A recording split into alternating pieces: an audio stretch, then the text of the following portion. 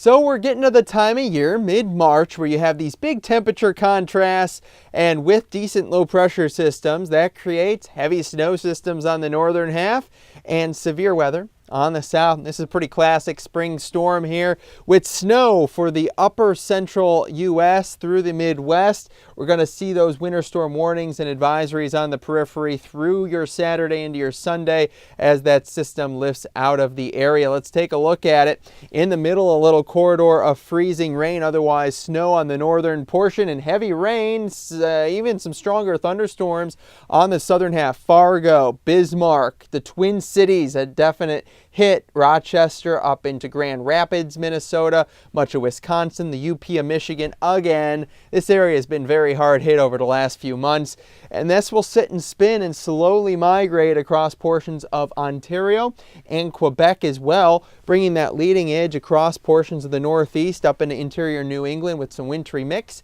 and then snow as well. So we're going to see that kind of lift out of the United States and linger across Canada and sit and spin here for a couple days overall, but it's not going to fire off much in the way of lake effect snow. It's just not going to be quite as cold and really the right wind setup for that. So we will see kind of a break overall after this system. It's going to moderate a little bit temperature-wise. In terms of snowfall, we're going to see a pretty decent swath of 6 to 10 inches, some isolated amounts getting up around a foot or a little bit more across the upper Midwest, and then across the Northeast. You can see if you're southern interior, you're not going to really see much. Nothing really Ohio Valley-wise.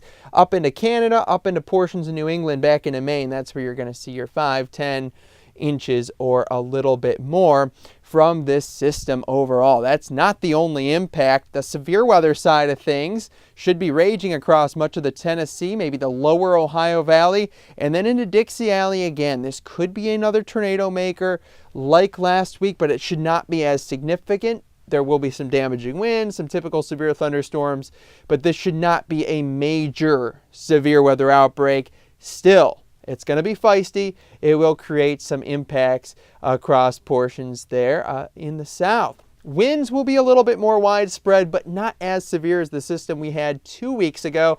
This is a lot of 20 to 30 mile an hour sustained wind with gusts of 45, maybe 50 miles an hour at best. That'll still do some minor damage in spots across portions of the Midwest, Great Lakes, up into the Northeast as well as we go throughout Saturday through Sunday into early on Monday, especially well up into New England there.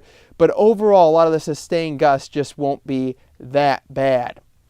Looking at our last little tip and reminder, springing forward for your Saturday night before you go to bed. We lose an hour of sleep, but we gain that precious hour of daylight at the end of the day. Later sunsets, definitely a sign that spring is going to be in full force here soon. For all the accurate weather information you can get, check out NeoWeather, whether it's for landscaping, construction, turf management, or for snow and ice.